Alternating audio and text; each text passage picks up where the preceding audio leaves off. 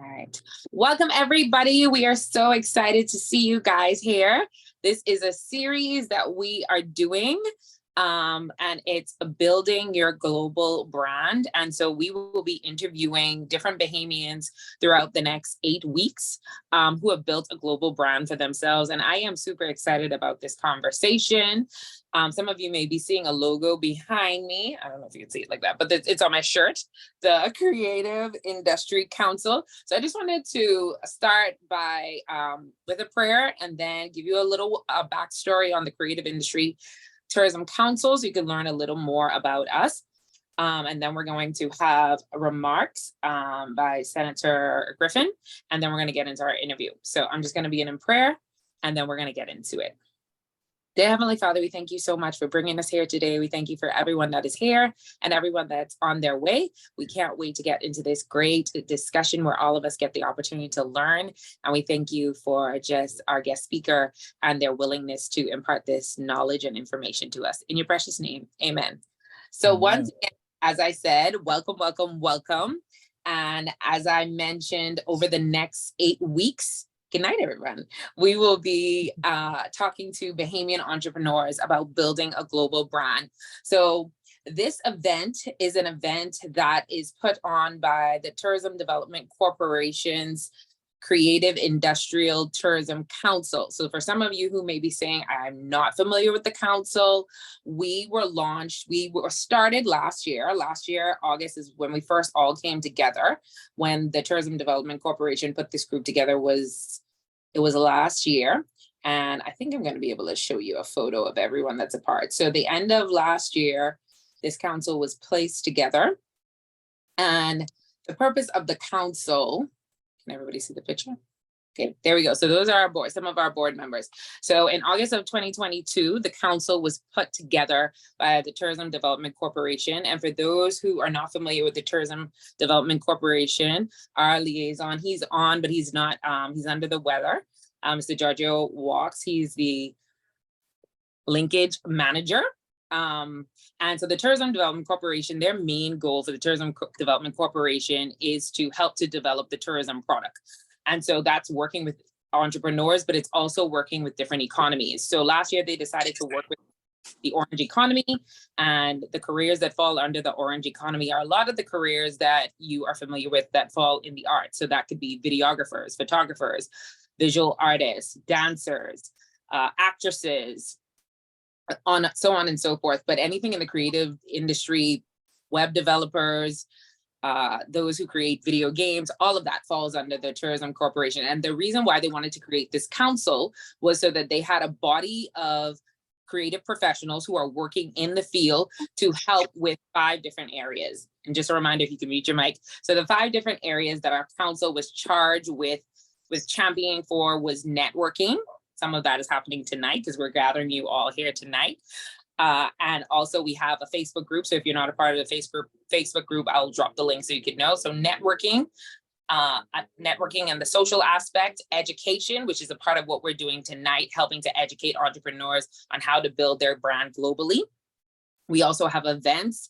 We also have legislation and job opportunities. So those are the 5 areas that the council is seeking to focus on. Like I said, the body came together in August 2022, but it was this year when we actually decided that we were going to put some things on our calendar. So we have had our hand in a few projects, but we wanted to make sure that in each of the 5 areas, there is a focus that we're focusing on where we're actually bringing all of this to fruition. So this is one of our first public events. We've been doing a lot of brainstorming and work throughout the council over the last few months, but this is our first event. So we want to say welcome and thank you for attending our first event. And this event was possible because of the Ministry of Economic Affairs. This could not be possible without the Ministry of Economic Affairs. So we are so thankful and grateful that they decided to come on board and to be a part of this initiative. And like I said, it's 8 weeks. And so next week, every Tuesday during the summer months is our summer series. We will be having a guest speaker who's going to talk to us about how they built their global brand. And so we're super, super excited for that. So before we get into our interview, like I mentioned, we have Senator Griffin who's on, and he is the deputy chairman of, I want to make sure I say your title correctly. He's the deputy chairman of the Senator Griffin. Are you on? Yes, Yeah. I'm on. Yep, I can take it over. Deputy Chairman of the Bahamas Trade Commission. Thank you so much. I'll get right into it. So good evening to everyone. It's my pleasure to be here with you this evening on behalf of the Ministry of Economic Affairs and the Bahamas Trade Commission. So as Corel would have said, my name is Barry Griffin. I'm Vice President of the Senate and Deputy Chairman of the Bahamas Trade Commission. So I actually joined you this evening from Brussels, where I'm participating in Organization of African, Caribbean, and Pacific States trade, economic development, and finance discussions with the European Union. And so it's actually quite fitting that this meeting tonight is taking place while I'm here discussing many of the issues that are at the heart of supporting our creative industries in the Bahamas and laying the foundation for Bahamian businesses to go global. So the most basic definition of trade is the transfer of goods and services from one person or entity to another. So as you can imagine, trade covers just about all businesses. The rules surrounding international trade are intricate and are constantly advancing. From the onset of the COVID-19 pandemic, trade as we know it has had to adapt and diversify in order to keep up with the changing world.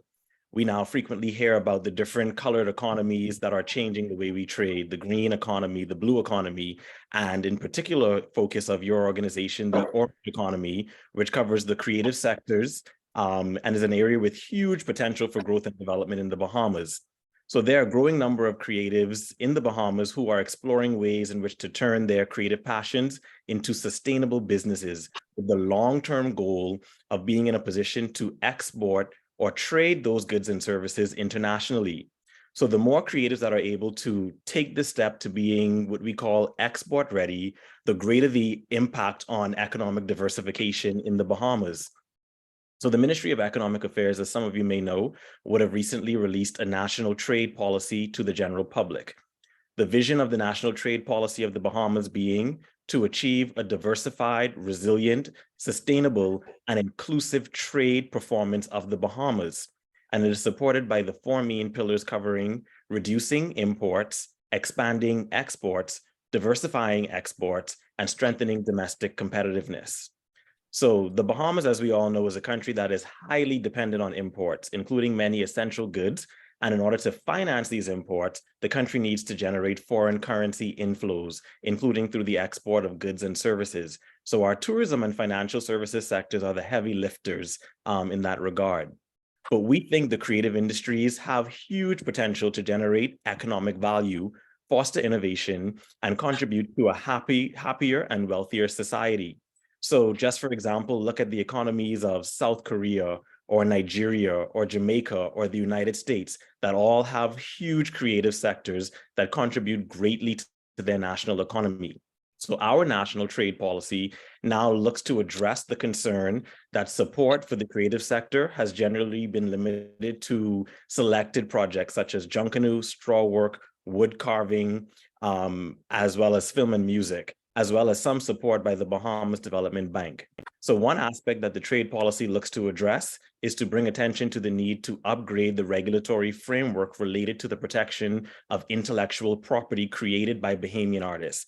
We've heard many stories of Bahamian artists going abroad and really having no real ways of protecting their intellectual property. So IP protection is actually one issue that I'm focusing on here while in Brussels, and that our Geneva diplomatic office is also particularly focused on.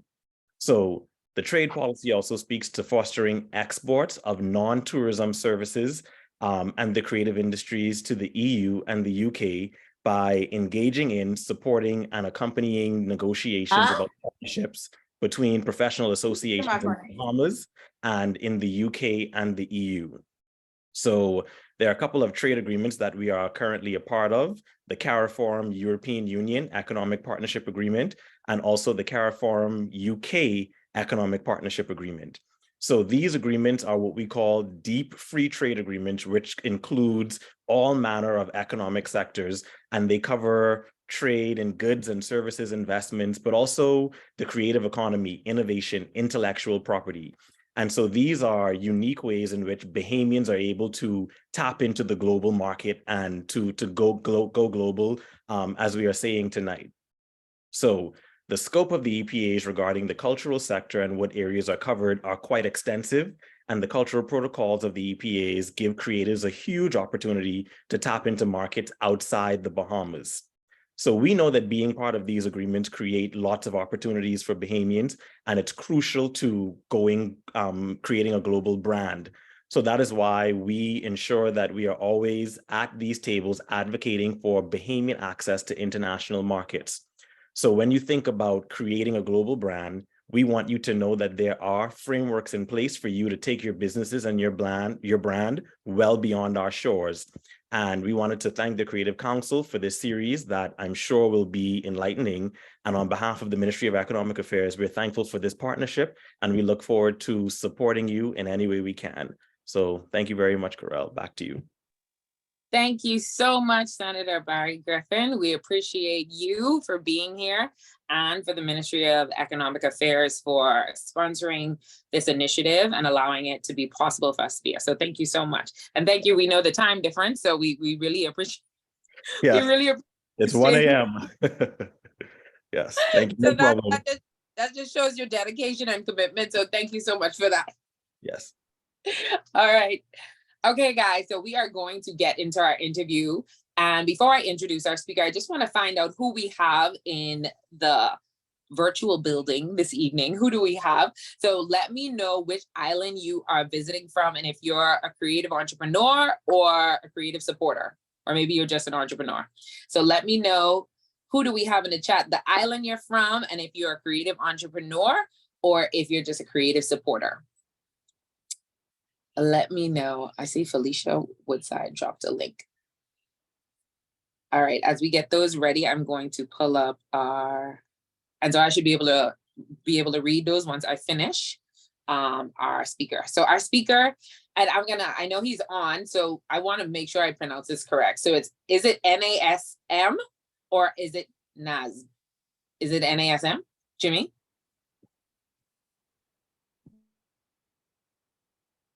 Jimmy? Are you there?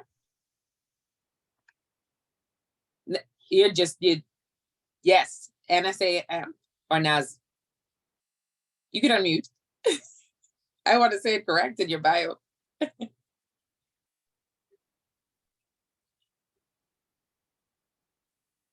All right, he's figuring out how to get it unmuted. All right. With over 10 years experience in the fitness industry, Jimmy Mackey has started his fitness business on a basketball court.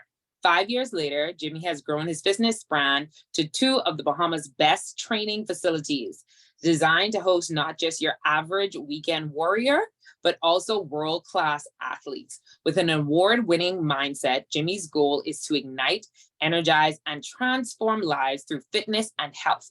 Jimmy's specialties are limitless. Jimmy also founded his foundation for the less fortunate athletes, providing them with proper footwear and attire to help them achieve their goals as athletes.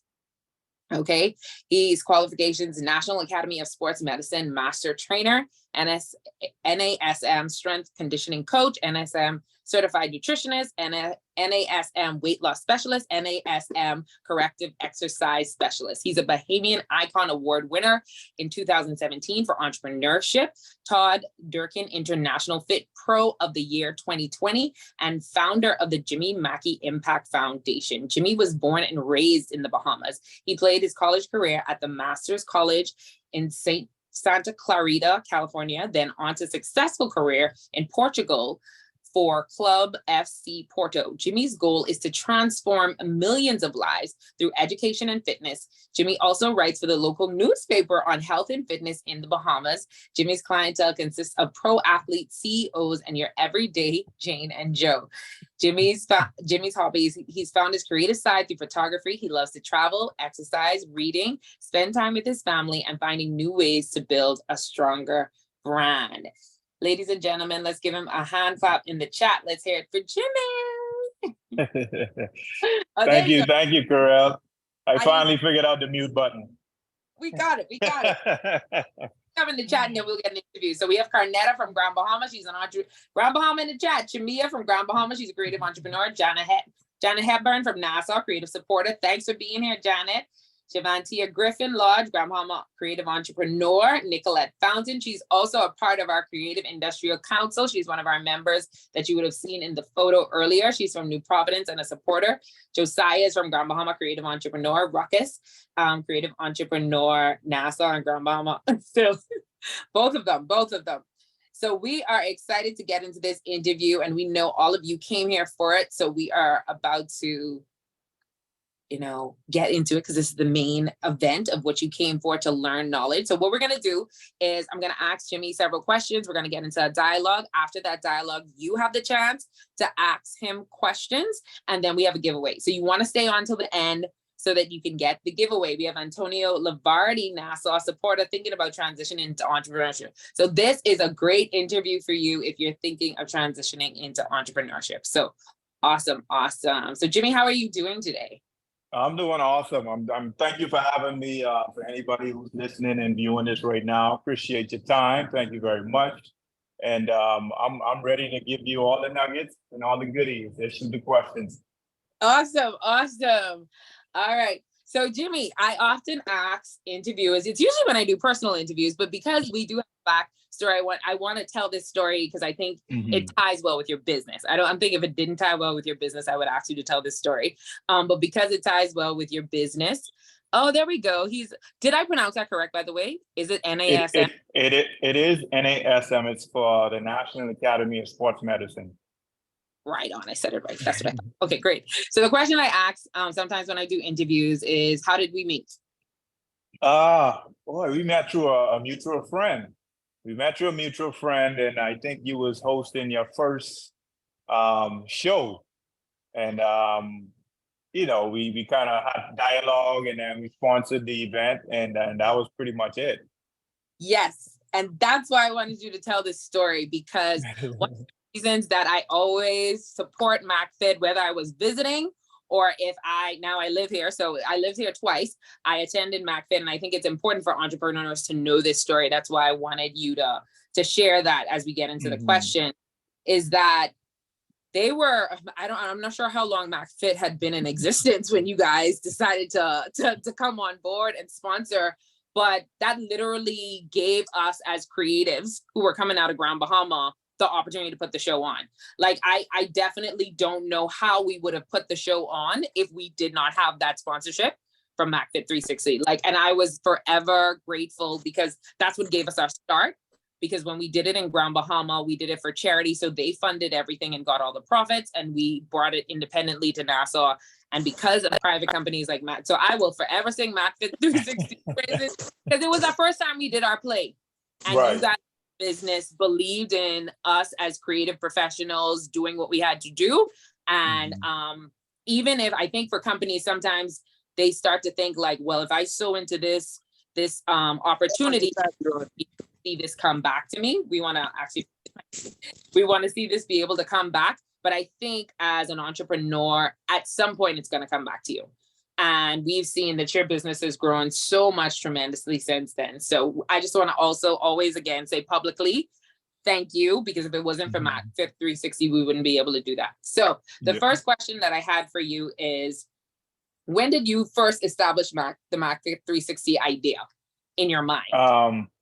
No, honestly, I think I was in a place where, I had no clue of what I wanted to do. Actually, I literally had no clue of what I wanted to do. I moved back home a few months, about 6 months, met my wife, and, I got an opportunity to move back to the US to do some coaching. I actually was a varsity basketball coach at a high school in Temecula, California. And then also worked at a 24-hour fitness in that same area. And, I don't know, it just happened. It just happened where I was watching a YouTube video one day, and I saw this guy. He's actually my mentor today. I saw this guy coaching, an NFL player. And he was like, yeah, I'm in San Diego, California. Temecula is about 45-minute drive. So I Googled him. I was like, okay, I'm going to just drive up. Let me go see who this guy is. And I walked into his facility. Kid you not, walked into his facility, and I got the warmest welcome and greeting. And he invited me to do one of his classes. He introduced me to his classes. his class that day, and we had a really good workout, a really good chat after that. And ever since then, that's when it clicked. Like, this is what I want to do. This is something I want to take back home to the Bahamas. I want to create an environment where people are motivated, inspired. And of course, my saying is ignite, energize, and transform. So that's when it hit me, and I became a part of his mastermind and mentorship group. Ever since then, the ideas and the mentorship and the coaching, like, it just took my mind and my mindset to a whole nother level. Okay, I gotta unpack a lot of that because, and I've known you for years, and this is the first time I'm hearing you guys. You guys are gonna get the goods today because he told me I didn't need to send him the questions in advance. I can just dive in. So we're just gonna dive. So you came home from playing professional basketball. You were playing in Europe. Right. You were home for 2 months working. That's when you met your wife. Did you go after those 2 months? Then you went to the U.S. Yeah, my wife was working, and I think her job was about over 7 years. She literally packed up, emptied her funds and all of that. She emptied everything, and she followed me with a basic job that was stipend. It was a stipend job coaching. They don't pay you a yearly salary. It was a $1,500 stipend. And I got an interview for 24-hour fitness. I got the job over the phone. And we took the chance and we went with it. And so you went to the US and you were just watching this guy on YouTube, but you decided to jump in your car and drive to the Yeah. after just watching his video. Yep. After watching the video, I got inspired, and that's when I took action. So you watched a YouTube video, it inspired you, you took action. So how long were you guys in the US? And like give me the timeline between, okay, 2 months working, my wife and I we're over there, we see this video. How long are you over there before you decide to come back? I think it was like less than a year. I think after the basketball season was over, my wife, she pretty much got afraid of earthquakes. And we was like, you know what, we want to go home. Home is where the heart is for us. Everybody's different. Some people prefer to be in the US. Me, honestly, I prefer to be home. I've lived in pretty much every major state: Arizona, California, Atlanta. I mean, home is home. And I've decided, at that moment, we're going to move home and start from scratch all over again. Right.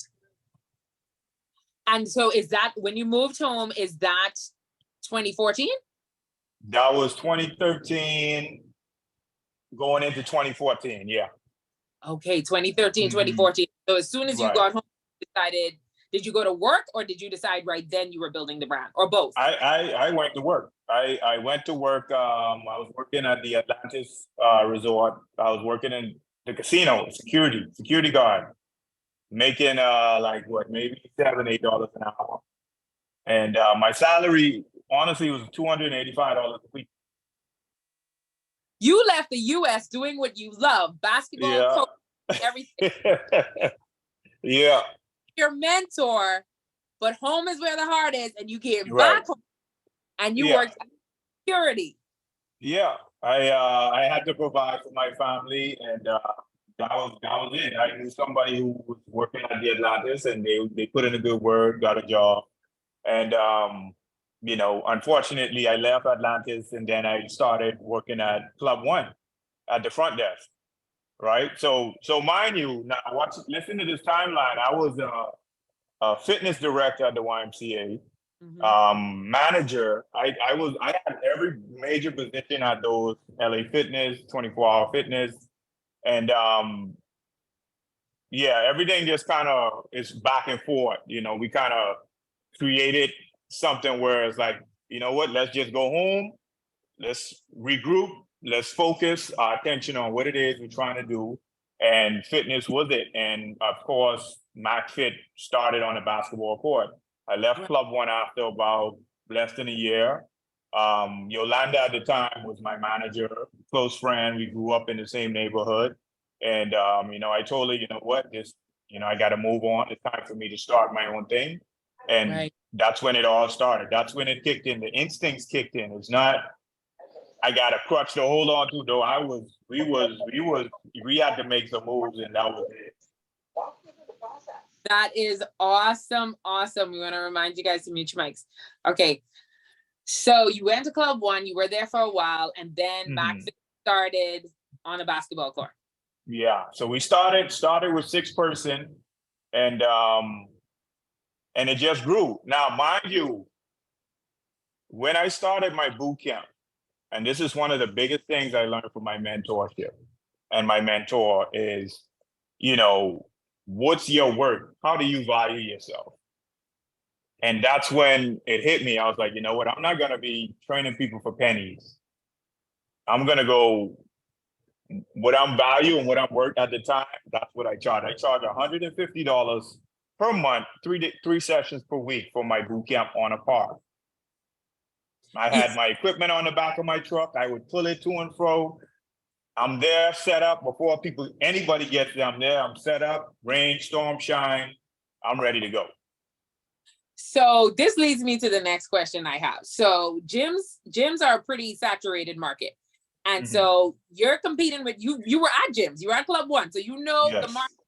So you come and you said, I'm going to have my equipment. I'm going to be on the basketball court with my stuff on my truck. And one fee for a month. How did you set yourself apart to even get those 6? I think for me is a lot of them were people who trained with me before I left. Okay. And then when I came back, word got out, hey, this is what I'm doing. And that was it. It went from 6, 7, 8, 9, 10 to 80 person on a park. Rain, storm, shine. I told anybody when the rain came down, if you move, don't come back.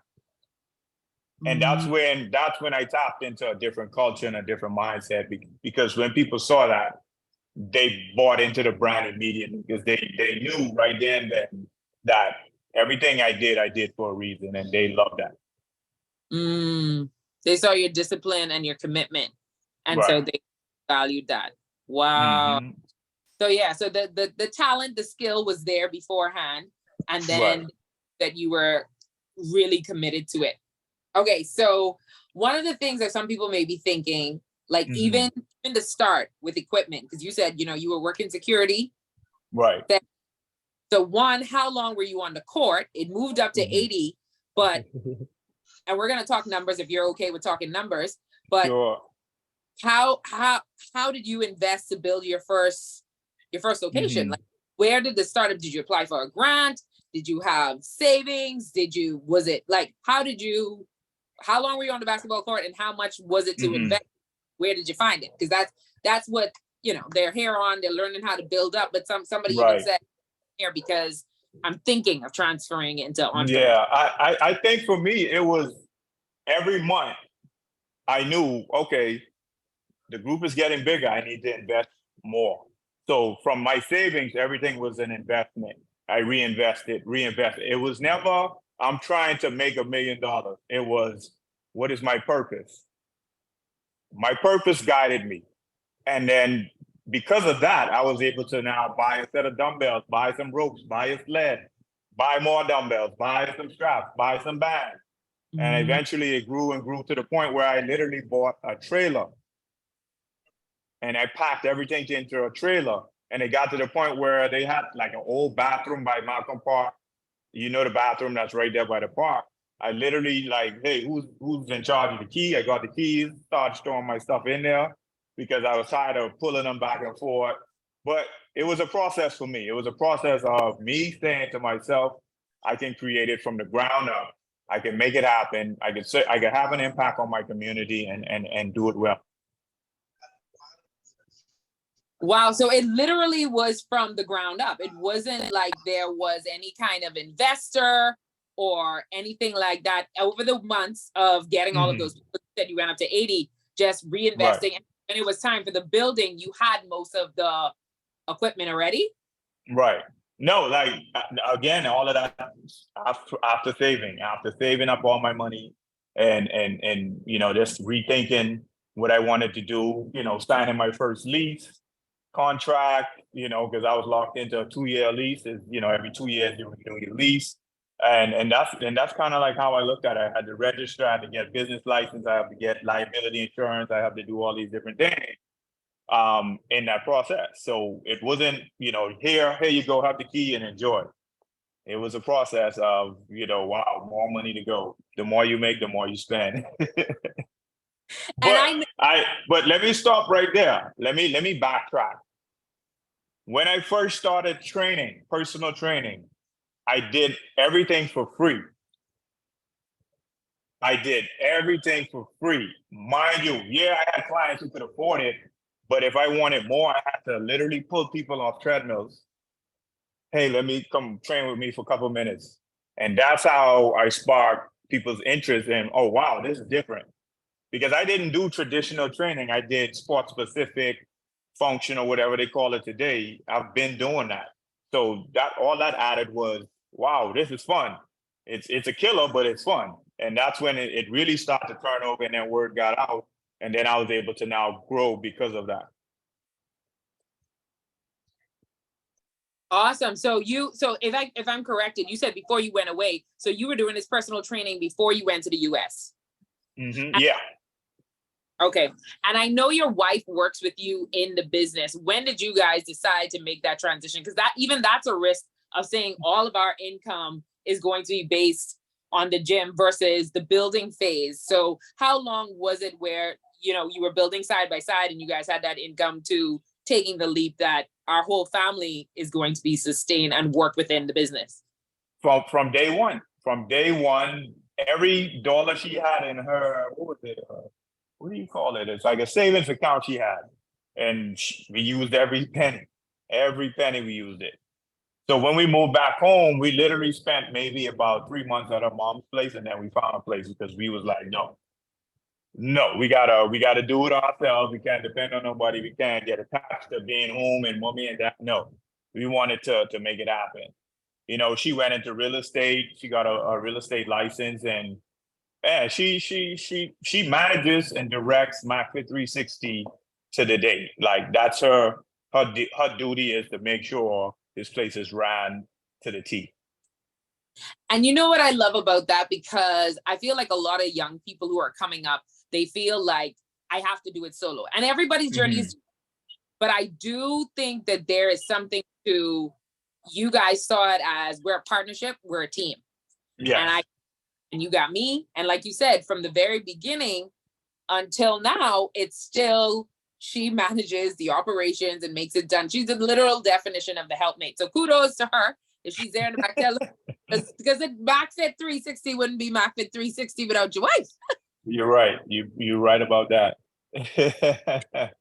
It wouldn't be. So one of the things that I know that you, and I didn't realize you did it from the very first YouTube video, but you have really invested in growing the team.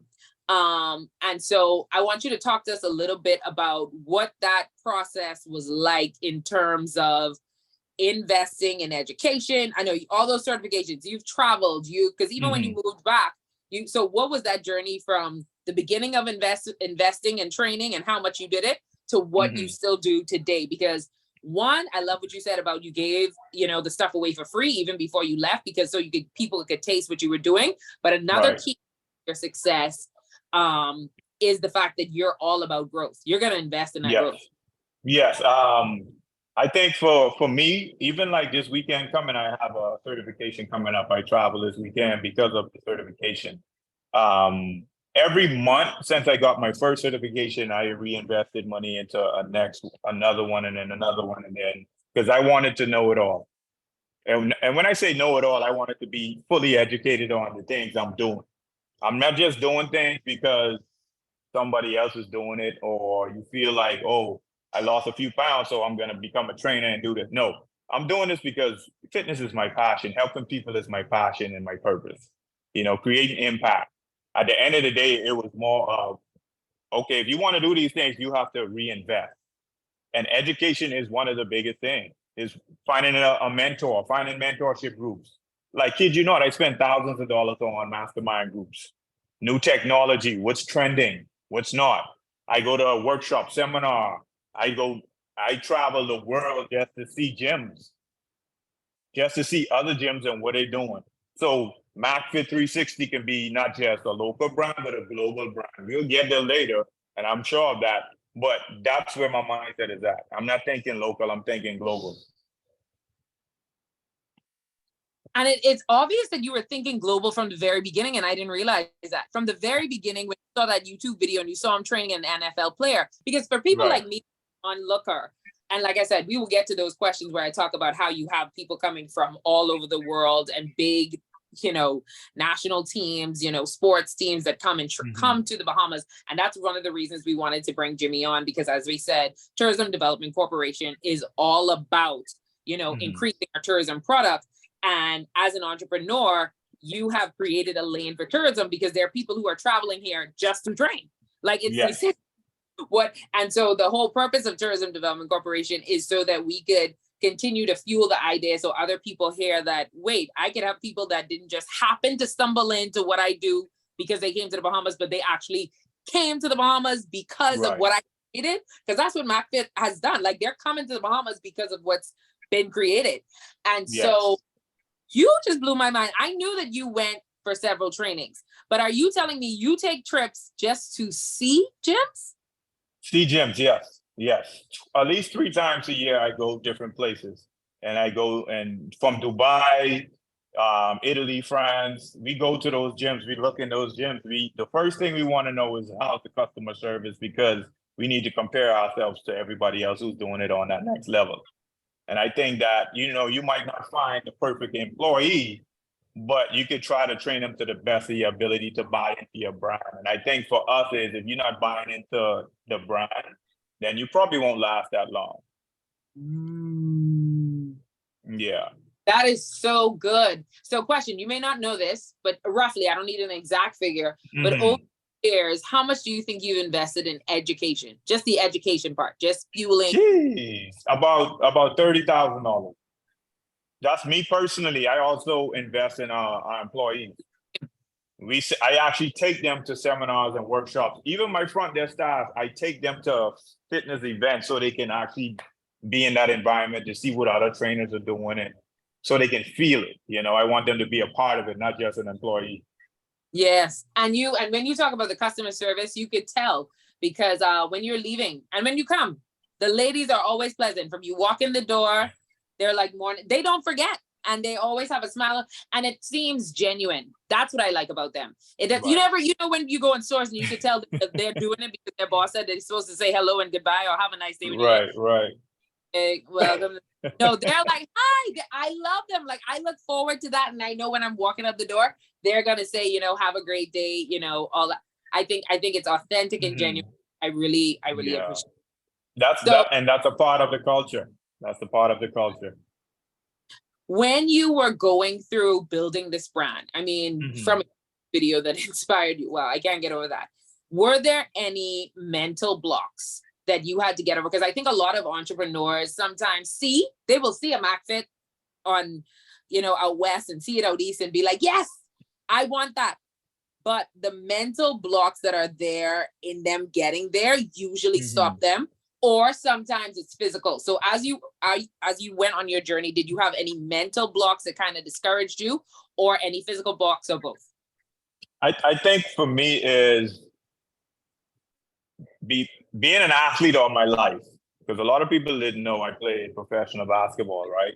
So I've been an athlete since primary school, high school, all the way through college All-American, the whole nine.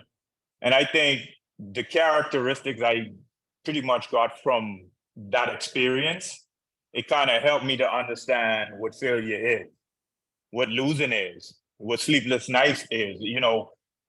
I slept on a massage table in a gym that I worked to. I worked the early morning shift, so I had to open up. I just moved to Atlanta just before my wife, and I slept in the massage room. My aunt lived about 30 minutes away, big house, huge house, but I didn't want to be dependent on somebody. The minute you take being dependent on a person as an entrepreneur, that's the part you need to feel. You need to embrace that, because that creates the mentality of, when I get it, how I know how to appreciate it. So for me, it's like, I could stand out here by my gym. People ask me all the time, why are you washing cars outside? I don't care what people think or feel about me. When you take pride out of being an entrepreneur, then that's when you're saying something because you really don't care what people have to say. Then that's when you grow. But when the minute somebody can just say something and that affects you, oh, you better watch out. Wow. So what you're saying is a lot of people, well, one, you're an athlete, so that's true. I forgot about that. You will have a certain kind of mental, Right. to sustain you as an athlete, because as you grow, you learned that what it meant to have tenacity and resilience from being an athlete. But you said something else that I think trip a lot of people up, whether they were an athlete or not, is pride. Right. Pride stops us from doing a lot of things because as you said, you know, you're out there washing cars because you had to start from a basketball court and having people say, well, you charging everybody $150 for the basketball court? Yeah. If you think I said you get in the bag. Again, it goes even back to, how do you think my first professional athlete got to the Bahamas? DM. in I'm in the DM. I'm like, hey, what's up? Come to the Bahamas, come out. Hey, my first athlete is a Hall of Fame and he's still playing. He came out here for 3 months, spent $45,000 on a condo. Stayed here for 3 months. We worked out for 7 days, every day. He's a Hall of Fame athlete. He could train anywhere in the world. And he came here because that was one of my next questions. I know all of us are like, get to the global. How did he get global? So that's one of the questions I did have. And the question was, how did you attract professional athletes from around the world to work with you? And then I wanted you to identify specific marketing, branding, or networking strategy. So the first one you're saying is DM. Now I have DM'd people, and I don't know, let us know in the chat if you're an entrepreneur and you DM somebody. If not, take away the pride and DM someone. But I have DM people. Sometimes it goes to, sometimes they don't see it. Sometimes, they do. That's it. Sometimes they don't. So Jimmy hops in the DM. Like, yeah. What are some other things that you did and they just respond? You just sent a message and they responded in the DM. Yeah, some do. I think a lot of professional athletes, they love privacy. And I think that when they came here, they saw how peaceful it was. The energy when they walked in the gym, the first thing is like, wow.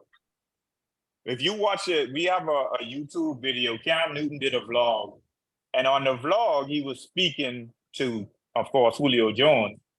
And they was talking about, you know, how Julio was kind of describing Mackey to him. So he was kind of like showing him images of the gym. So Cam Newton's first reaction was, where's that? That's not in the Bahamas. He was like, oh, yeah? Well, come on and you will see. And when Cam Newton came down, because, you know, he has a huge personality, and he was blown away. And ever since Julio came, Cam Newton came, Odell Beckham came, I mean, the list goes on. Celebrities, even R&B, hip-hop directors, artists, people you probably haven't even seen me post before because, you know, they prefer the privacy. Right. I've had it all. You know, VPs of companies, pro soccer players, DM me now. I have, you know, we have a lot of like professional coaches. Hey, we want to bring a team down. The Miami Heat came. I say Miami Heat came. You know what I'm saying? You know, of course, Buddy Hield, DeAndre Ayton, Ty Jones. I mean, everybody wants to be here. Everybody loves it here. They love the environment. They love what we're about. We have regular conversations, you know, relationship conversation. We have a university swim teams now reaching out because they want to use our pool. The list goes on. That's amazing. So, okay, so the very first one was a DM. What were some other things that you did in order to get them here? I know DM is good. And then was social media some of it? Because like you said, they started to see. A lot of it is network. I think for me, my network was when I go to these huge workshops.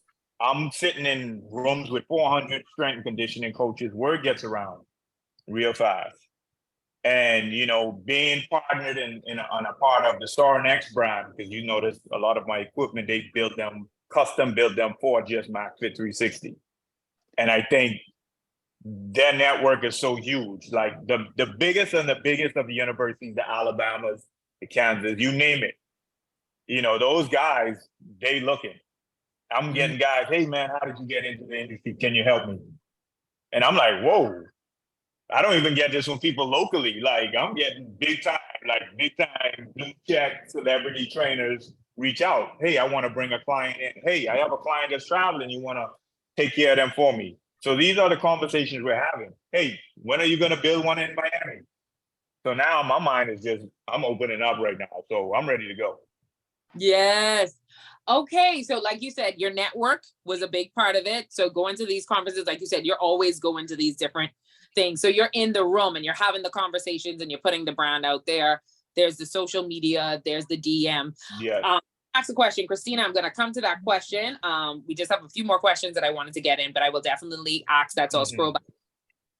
So also you said, you know, the equipment that you guys used, the facility that you have. So take us through the journey of how you got to the facility where you're now. So where were you first? Then where'd you move? Then where'd you move? Then how'd you yeah. About how'd you get to the ones where you are now? Was that partnership an investment? Because it's a pretty big, it's a pretty investment. Oh yeah. It's on the journey. So the our first facility was East Street South. I went there. Then it was like, okay, this it's catching on really fast. Then I was the old Fort Bay Shopping Plaza. So did 2 years there.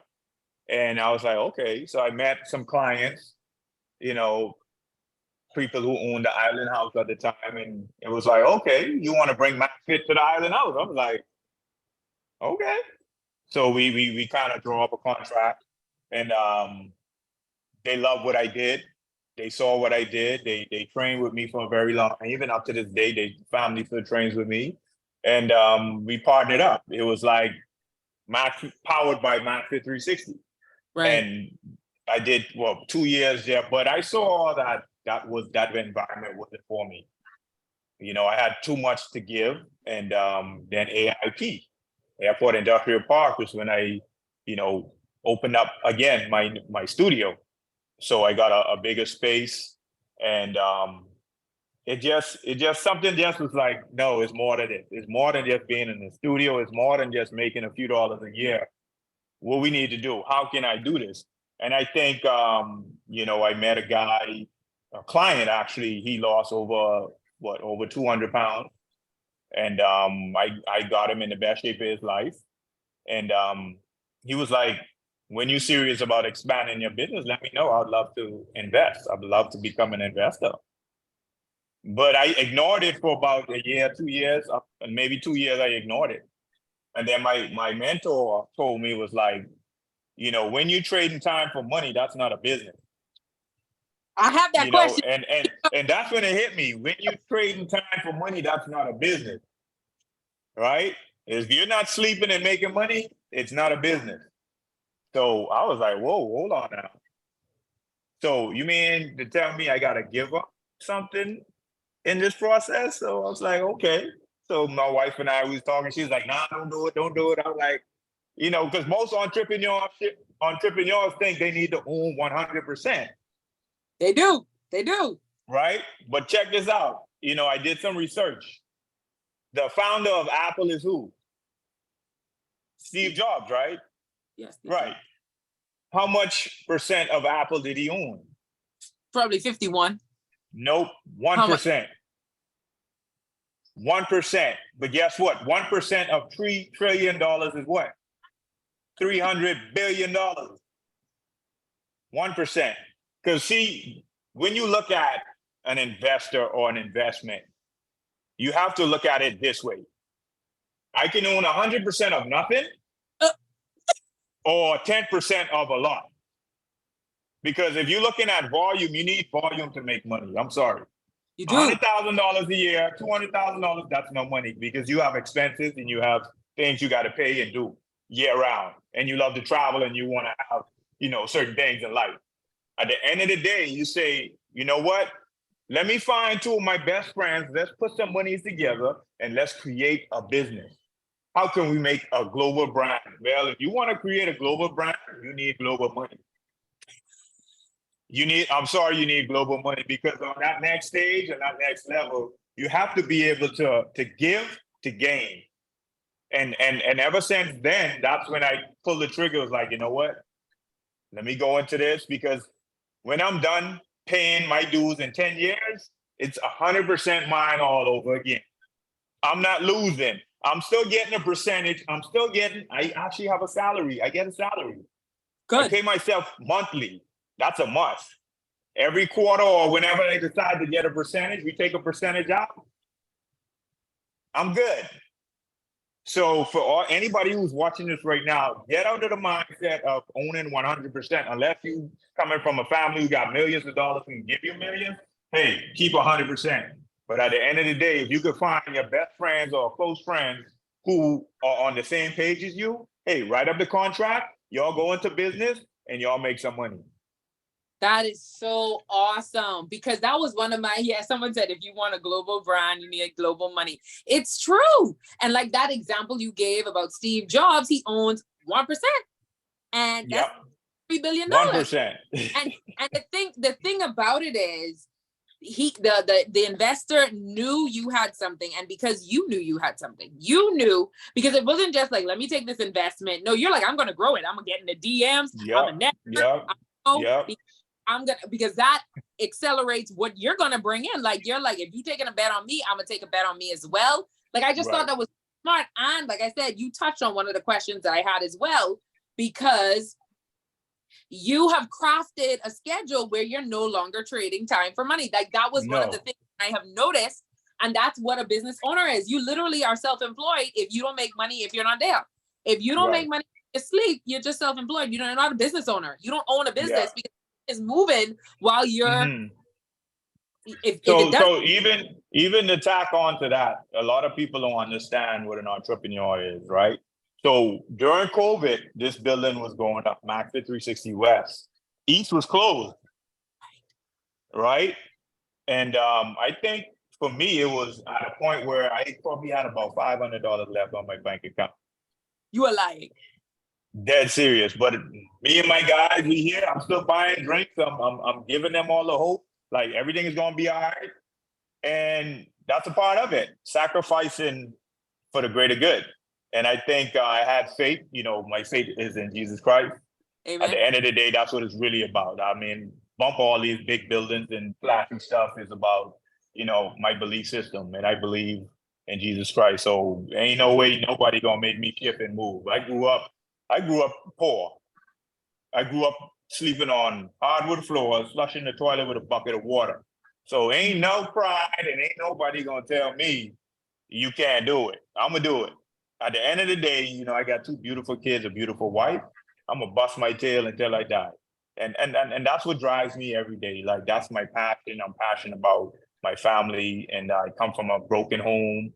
You know, father was an alcoholic, drug addict. He abused my mom. I witnessed that. You know what I'm saying? So every day I get up 2:30 in the morning to this day. I get here, I work out. You know, I try to bring people in who you know, I want to uplift and, you know, come and work out with me and train with me so they can develop the mentality. Some of them come, some of them fade. But I always tell people that it takes a whole lot. And honestly, you really don't need to own anything. You can work for somebody and still do your best and still, you know, create a lifestyle that's conducive to you. You know, and that's just what I believe. Wow. And so you guys went through COVID, like you said, you went down to $500. And I was still paying people. I was still paying people with the money I had in my Mackey 360 account. Wow. Yep. How long did the gym close? How long were you guys not open? 1 year. 1 full year. Luckily, I was still in the studio, so I, you know, snuck a few clients in there and do some privates. But at the end of the day, I gotta do what I gotta do. But hold on. So check this detail. I missed a detail. I was doing Zoom training for free. I didn't charge it. None of my members, none of my clients. But I met a guy, started doing Zoom training with him. He was an affiliate with Adidas. And he's now today James Harding agent, not to call names, but just so people could get familiar with the name. And we started doing one-on-one trainings. And it went from one-on-one training to 2. So we went from WNBA players, NBA players, social media influencers to 80. We was up to like 80 persons in the Zoom training. 80. Some of the Fortune Forbes, Fortune 500, like these are top tier people in my training session, and I didn't charge $1 to this day. But guess what? I can pick up the phone and make a call and make stuff happen. People don't know. They don't realize they want to charge for everything. Everything, yeah. Today, charge. You had been in the game forever. Your gym is minute. closed. You could have said, well, I need to survive 500 in my bank account. They offered, and I said no, because I knew the long game. Ooh! Now Adidas sponsors our swim club, and Arena Swimming sponsors our swim club. The only in history of swimming in the Bahamas, and our club is what, maybe 82, been 3 years open, and yeah, network, billion network. That's your network. Remember that. Network determines your net worth. That's real. All right. Okay. We're gonna let these people. This is my last question. I had other ones, but other people chat, and I want to honor their questions. So this is my last one.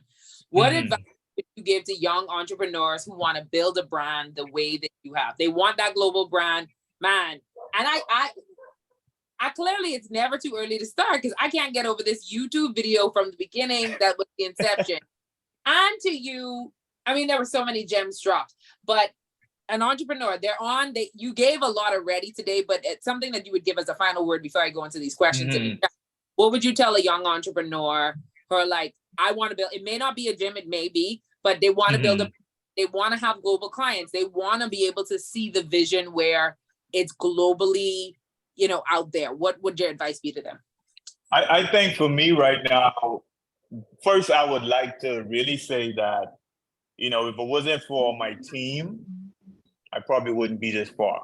I have the hats off to my team, like everybody that exists in the MacFit brand. Like, it's not about me. Honestly, it used to be, but it's not about me. Right. And I have to give them credit, because at the end of the day, with that foundation and now having the ability to jump on the plane when I want to, my family, like the team, like they get it. And all the credit goes to them, not me. I sit in a back office training one-on-one clients to this day, but everything is them, not me at all. I think for me, telling an entrepreneur or somebody who wants to get in the game or own a business or own something, I would say start by working for somebody. Get your experience up. Whatever industry it is you want to get into, go work for that person who's doing it at the next level or at the best level. Go work for that person. Learn the business. Learn strategies. Learn how you can become this person, because it takes more than just creating something and selling it. It's more than that. It's public relations. It's all of these different things. Having a feeling, having an opinion. Like, you can't just say I want to be an entrepreneur and think that's it. It doesn't start there. You gotta be somebody that's gonna be able to pick the dirt off the floor in your business, and not because you hired somebody you can't clean no more. Right? And that's never a good thing for a brand. So yeah. Awesome. So I love that. So, I like that. Work in the business, shadow people. I've been a playwright for a while, and we do marketing in our company, but I want to get into film production. And so right now I'm working on big kids. And even as you said, as I work under them, they've been in it for a while, and now they have international partners. I'm learning a lot more about the business because I'm just doing work for them so I think you're never too far along in your business not to learn from the person ahead. Whoever is doing the best, they've making the waves, go behind them and find ways to learn and help. And I think that is.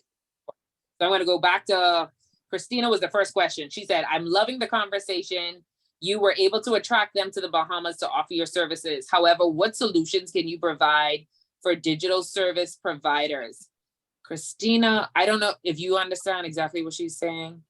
What solutions can you provide for digital service providers? Christina, are you still on the call? Yes, I'm still here. Okay, go ahead. You can expand. To expand on that, I'm really just talking about persons that may be consultants, designers, but they want to tap into the global market, but they don't necessarily have services where their clients are required to come into the Bahamas for them to service them. So what solutions could you provide for them? Because I think we have a few persons like that on the line. I think that's a great question, because even though I'm a personal trainer, like I did research on how can I train people in China, Europe. Like I found this app where it's called Traineroids. And what I do is now I create programs and they tell me their desired dream. We get on calls, we talk, we speak, and I create a fitness program based on their wants and needs, not something generic that you would find on Instagram or whatever. I literally spend time and build a program for that client, and I email it to them. They have an app where they can see the videos if they don't understand the verbiage and the language of the exercise, and I send that out. So that's been really, really awesome for me. So you probably would have to figure out, what it is you need technology-wise to kind of enhance what it is you're trying to do on a global scale so people can buy into that. Awesome. So do your research in terms of how do I get business for like whatever your service is. Like you say, you offer digital service things, graphics, whether that's signing up for Fiverr and being somebody who's on there, or like he said, researching if there's a different app, but just finding out how are other people doing this, and then how can I start implementing that, I think is what he's saying. So awesome. So someone else, SK Griffin said, do you find that people of color tend to want to own 100% of their business as opposed to partnering with others to ensure faster growth and profitability? Honestly, I would say yes and no. I find that locally, everybody wants to be 100% owner. And I think that's one of the biggest mistakes. Unless you can do it. But I find that, like, even just the name a few big brands like the Island Lux and, places like that, Sports Center, not owned by one person. It's like, these are people who come together and they join forces. Fusion, yeah, there you go. Me and Tico, we went to CI Gibson together. So, we coming from a background of, kind of best in terms of private school and all of these different things, but being able to go out there and network and join forces, it's so much easier for that individual, because at the end of the day, they take half of whatever happens to that company or whatever the percentage may be. They have to absorb that. So it's a risk for both person, not just one. Okay, cool. Antonio Lavardi say, I want to know if Jimmy's still mentoring because your boy needed right here. I'm always mentoring, man. Just DM me, man. I'm always mentoring.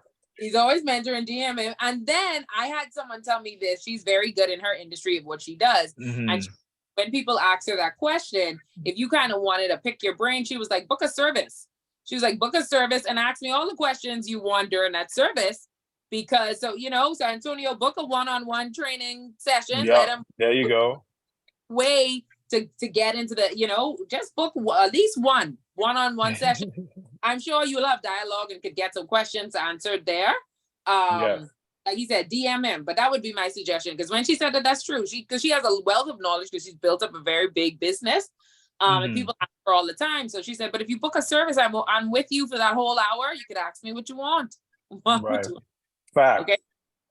All right. But you can't ask me while y'all working out. You can't breathe. So after, when you get a smoothie, then you can ask questions because you can't work out docs and nothing. Okay.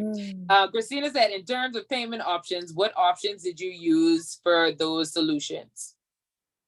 For me, a lot of it was just PayPal because, our banking system here in the Bahamas, you can't use those other US companies. So PayPal is probably like the easiest for me. And then everybody that's local is just transferred to my bank account. Okay, so I'm going to give Jimmy a tip because I teach these technology classes. I hate PayPal because your money gets in PayPal. I hate it. You're right. I hate PayPal. So whenever I do my training sessions with small business owners, there's several different local options. That Figaro, yes, Figaro is what I use. So okay, Figaro, let me write that down. That down, Jimmy. It's a lifesaver. If anybody have ever bought a ticket or anything from Dreams Management, we use Figaro. This is what I love about Figaro. It's a very affordable entry point, but they also have other ones that integrate with your website too. That's a little higher level. in First Atlantic. I'll send them to you. I'll send those to you. So someone is saying Stripe could be. Okay, so look into Stripe, but I have 3 ones I could send you. I use Figaro because it's much more affordable for a growing business like mine, but you can use Atlantic. One of those will integrate with your website really good. So people from abroad can pay.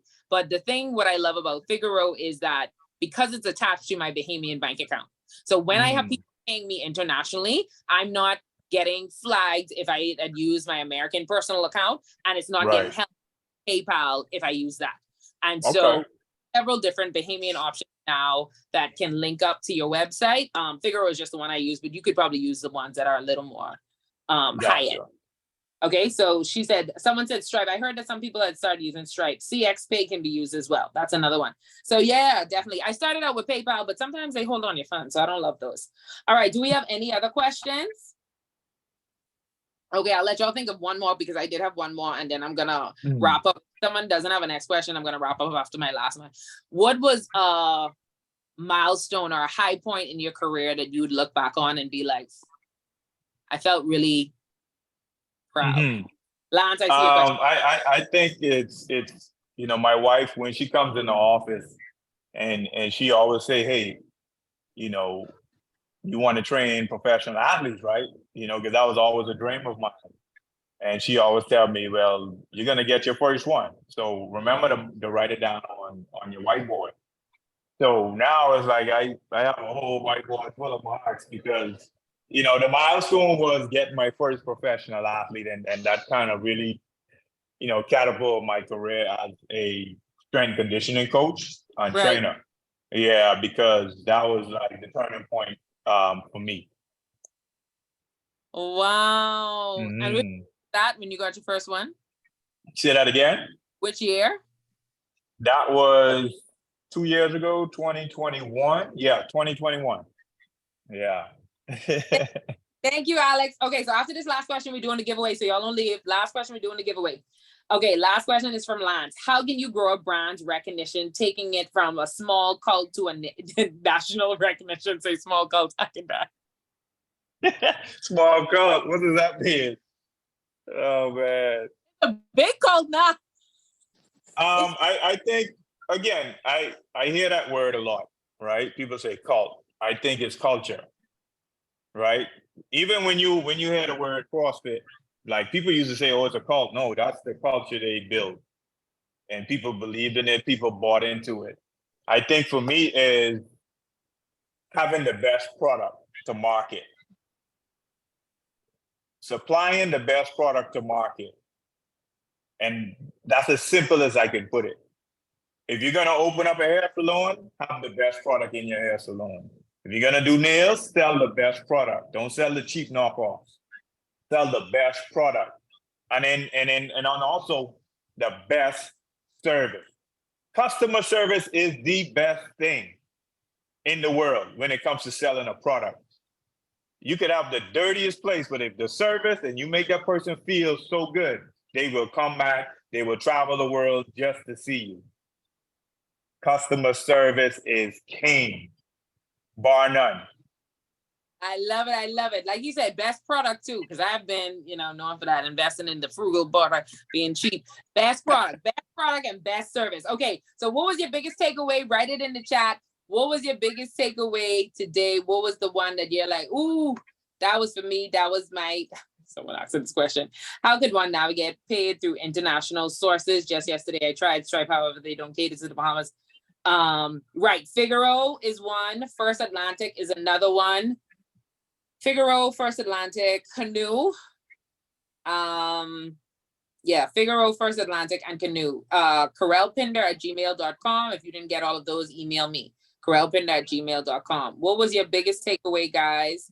Jimmy, I just want to say that I thoroughly enjoyed this. Alex Spillane also said that she enjoyed this interview. I thank you for your honesty and your transparency, because I think it was able to help a lot of entrepreneurs to really get the inside knowledge of what it takes. Like you said, you started for free. You saw and you drove to meet the guy, and every month you invested in you. So I think it realized that you may have to give some clients for free, but that's how you get your name. Yeah. And then I'll add in there. I'll add some. Sorry to cut you off. not every client, member, or anybody that's out there trying to get your services are for you. Not everybody is your client. Not everybody is your client. If you want top tier, you have to go where top tier is. That's Because awesome. a lot of people get confused. They like, if I have a client and they complain, I say to them, I'm sorry, you're not the client for me. That's it. The money doesn't make you happy. And having a client who complains definitely not going to make you happy. I don't need the stress. So when you coming up as an entrepreneur and you started dealing with people and you start doing stuff with people, like, you always have to remember, if you're not happy doing it, don't do it. If you're miserable doing a job or somewhere, don't do it, because you're going to be like that, regretting that for the rest of your life. And I believe in finding the people that believes in you and want you, and that's the people you give 100% to, or I should say 90% to. I have a 90-10 rule. 90% of everything you do it for the people who want you. The other 10% are those ones who are going to come and go. Let them go. There you go. 90% for the people who want you. So in the chat, Shamia said, I loved it. I'm glad I made it. Felicia said, invest in education and self-development to broaden your international perspective. Antonio said, I loved it. Ed Winika said, awesome interview. Thank you for sharing. Carnetta said, taking a risk to follow your passion. BJ said, the long game. Griffin said, visualize your goals. Shamia said, put yourself out there in places where you could get access to an international audience. Josiah said, amazing. Yeah. I enjoyed hearing your process of it all. Lan said, the number one message I was reminded was to not be afraid to sell your business, meaning lose the ego, go in them DMs. Yeah. Alex said, global money to build a global brand. Not everyone is your client. Woo! Global money to take away mentorship. Colette said, travel to see what others are doing on the global scale. Yes, travel in the gyms to see them. Janice Mulling said, big takeaway. He had goals and was determined to achieve them. He invested in being educated. He enjoys what he does. Good. Jenna said, are you hosting another one anytime soon? We do this every week in the summer. It's a summer series. Next week, we'll be having Denisha Dean, who is an actress in Hollywood.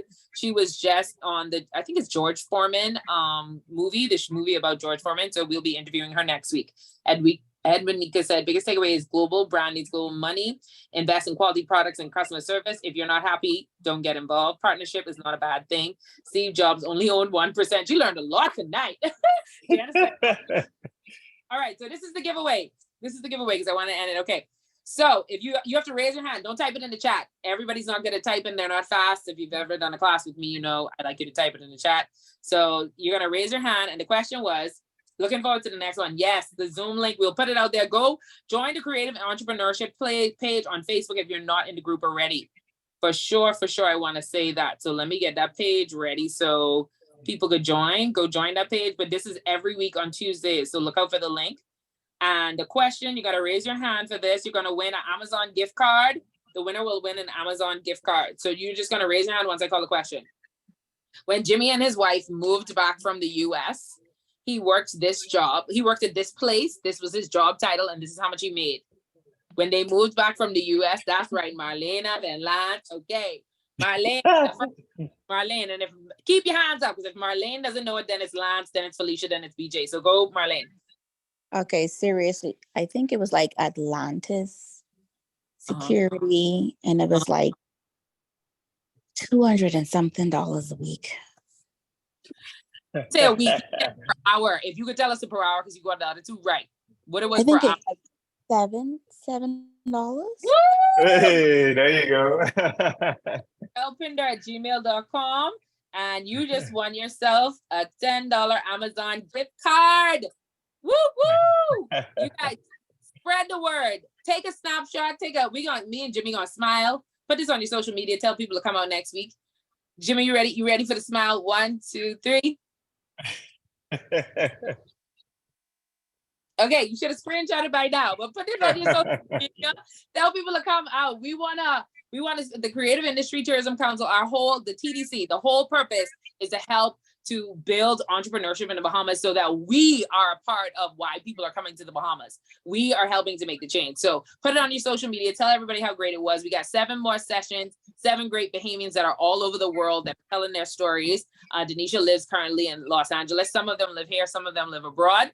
But make sure, Jimmy, we want to say thank you again. We appreciate you so much. Wealth of knowledge. Thank you for your transparency. Hold on, Karel. Go I ahead. got something to say. You know, I got to end it. You know, Coach got to end it on a good note. Yeah. So I really want to tell people, you know, don't leave yet. Live your truth. Do what makes you happy. At the end of the day, you know, do it 100%. Don't care what people have to say about you, because the bigger you get, the more they want to break you down. Keep it moving, stay strong, live inspired, and God bless. Awesome. Oh my gosh, that's okay.